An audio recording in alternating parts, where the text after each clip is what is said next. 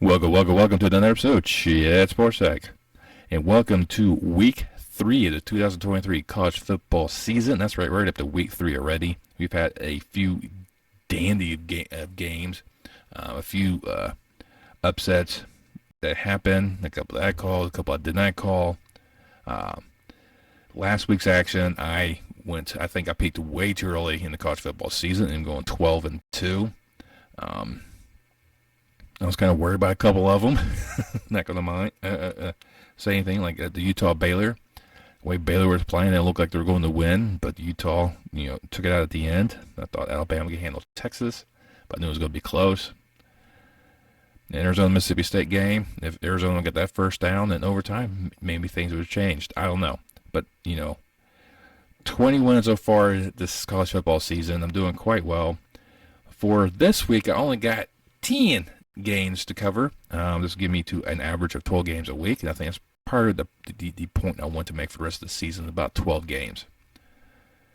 Maybe a few weeks I have a little bit more, a few weeks I have a little bit less, so I should try to average 12 games. So let's go ahead and kick off week 3's action out there in Starkville, Mississippi, between the 14th ranked the Bayou Bengals of LSU taking on the Bulldogs of Mississippi State. This is a key matchup already early in the SEC West Showdown. Mississippi State is a quality team. They should give LSU everything they can handle. Right now, LSU is favored by 9.5. I think it'll be a lot closer than that. Now, Mississippi State did struggle last week against Arizona with a good passing quarterback in DeLaura. Daniels has proven he can do that. He has over 600 yards in the air and 6 touchdowns, so he is a prolific passer. I think LSU should have some nice aerial supremacy in that aspect. As long as the Bulldog defense can kind of rough up a little bit, I think they should make it a little bit closer. I don't think the Bulldogs roll over and let the Tigers rub their belly. I think it'll be a little bit more of a dogfight, but LSU will still manage to come out on top. Then we head over to Corvallis, Oregon, where Oregon State will play host to San Diego State right now. Opening line, time this video, 25.5. I think they saw what the Aztecs did or did not do last week against UCLA as a sign this team is going the wrong direction.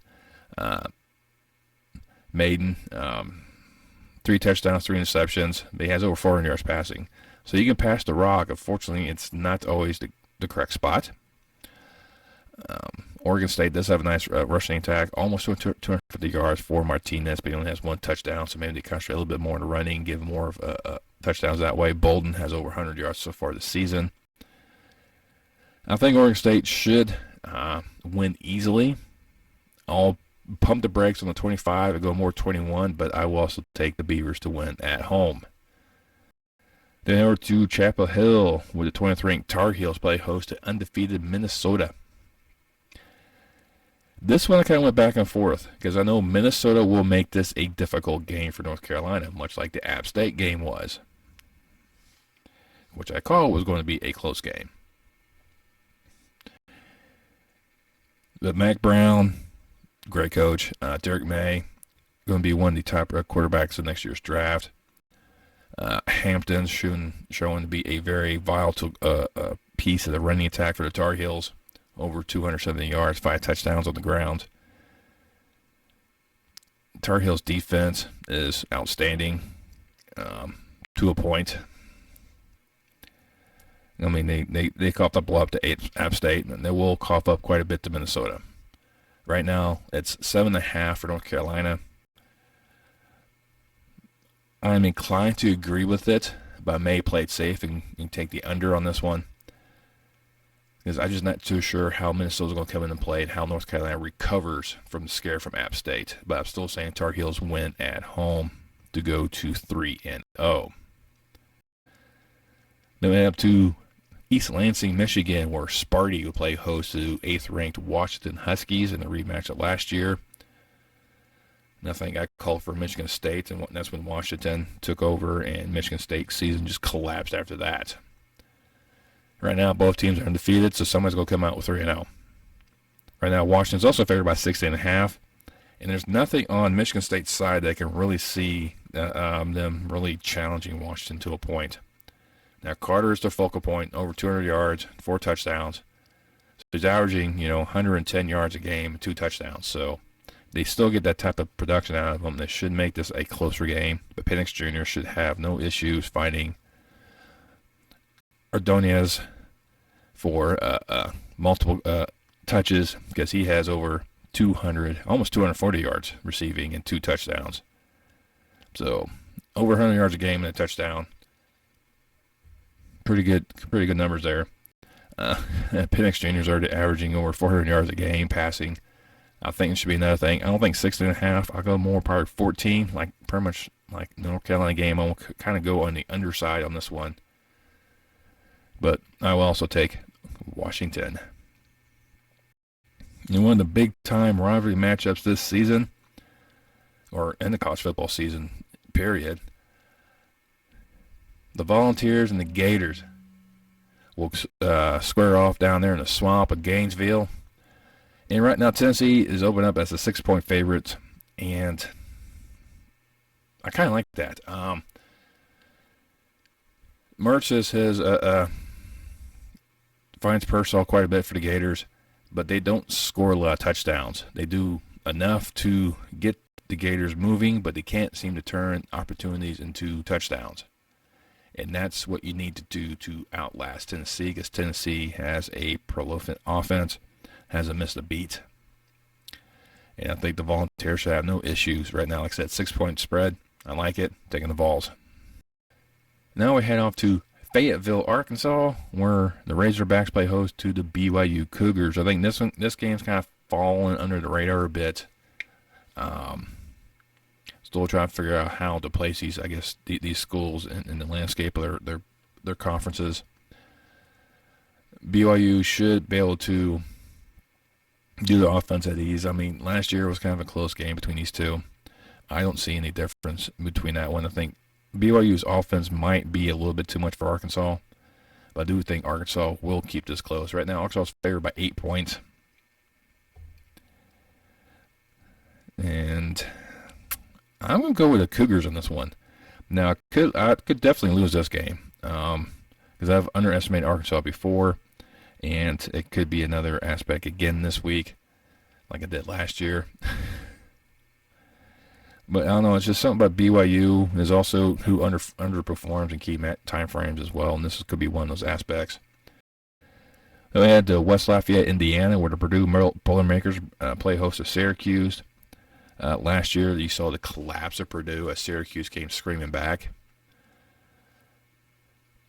And Purdue's already had a letdown already this season by losing home to Fresno State in week 1, which I called.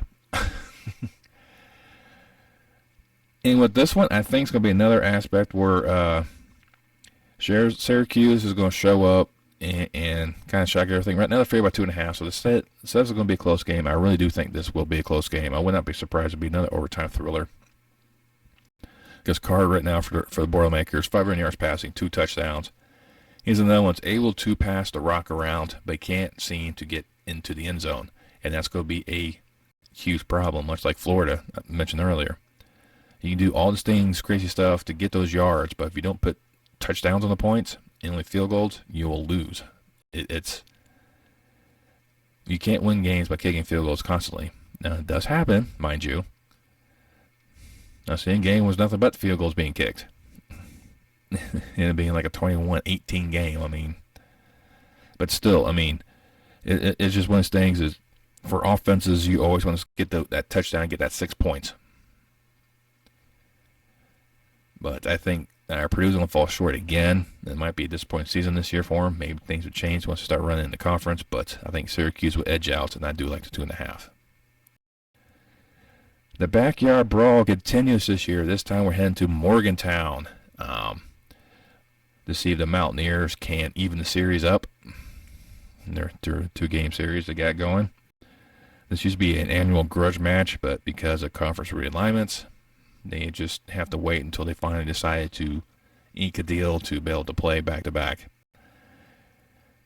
And right now, West Virginia's favored by 2.5. There's a lot of question marks on Pitt. Cincinnati exposed them quite a bit West Virginia is just one of these teams that can have the ability to dominate if they really wanted to, but really don't. And I'm kind of going the lines with the Mountaineers, especially being at being at home. I just think that's just going to be the catalyst for them to win this particular matchup in the backyard brawl. And I like the 2.5 as well. Then we have the I-40 Showdown, the War on I-40, depending how you want to label this. This is an old matchup from the old Southwest Conference games. Now a conference game once again in the Big 12.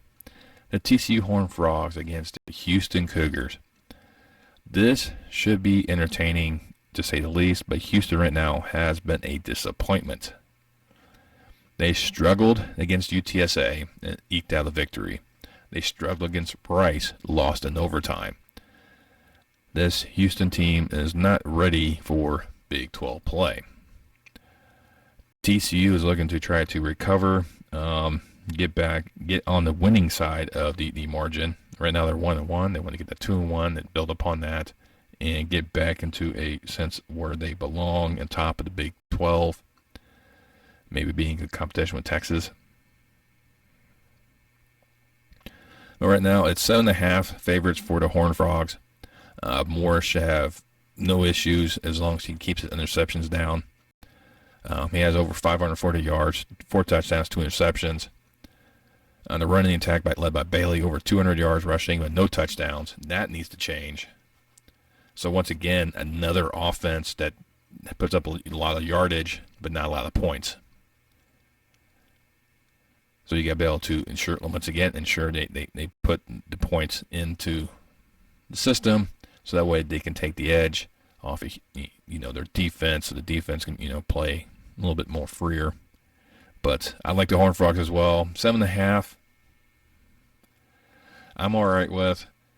It's with these two, you don't know how this one is going to really land in terms of that coin toss, but we'll take the points too. And then the final game, we'll head out to Tempe, where Arizona State play host to Fresno State. Right now, not a lot of love being showed to Fresno State. They've went to Purdue and won. Now they got to go to another big-time power school, and they're favored by 3 to beat this one. And Arizona State, a little bit of disarray. Oklahoma State just embarrassed them pretty much. It just kind of exploited a lot of the weaknesses that the Sun Devils had. Fresno State is that quality team as well. They'll definitely be able to expose that. Keene, almost 600 yards passing, 6 touchdowns. I mean, this offense is prolific, and they score points. Gilman, almost 180 yards on the ground and 2 touchdowns. So not so much of a running attack, but it's effective running, and that's what you need. I think Fresno State should have no issues. I think it might actually win by 3 points, but I think Arizona State should step up and kind of make a few plays here and there. But Fresno State, in the end, knocking off the Sun Devils to go to 3-0. There you go. Those are my 10 games. There's a few other ones that could spark some interest. Deion Sanders trying to make the game against Colorado State personal, because once again, head coaches just have to make comments about Deion Sanders, and he takes it personal. I think he's going to do that for every single game. But most of these games, like Georgia Tech, Ole Miss, I think it's going to be more one-sided Ole Miss type of running around with that one. South Carolina, Georgia, I think it's more Georgia. So there's a few games out there that could, speak some interest, but I kind of went away from that. I went with more the ones that are under the radar, ones that get really entertain and probably be a little more challenging. I don't take the easy route. I want the challenging route. But, hey, let me know what you think about these 10 games. Which game you're looking forward to this weekend? I can still be watching the Notre Dame game, taking on, Central Michigan. And once again, Notre Dame's not taking anyone hard, but they still have, USC and Ohio State in their schedule. I know my son's looking forward to Tennessee, Florida. For some reason, he's a Florida fan. Don't know why. So we'll probably try to watch that one as well. But like I said, let me know down below which game you look forward to. Which team so far is one of your premier favorites for the playoffs. So keep things civil, keep things lighthearted. Once you're down there, make sure you hit that thumbs up, especially like the content provided. It really pleases you two guys. It really helps promote this channel out. Or definitely this video. You also subscribe. I have over 90% of you are not subscribed. It doesn't cost you anything. It really helps me provide more value for you. Once you hit that subscription button, make sure you turn on that bell icon and turn on your notification. Let you know next time I post any more content on my channel. And I will see you next time on Chat Sports Talk.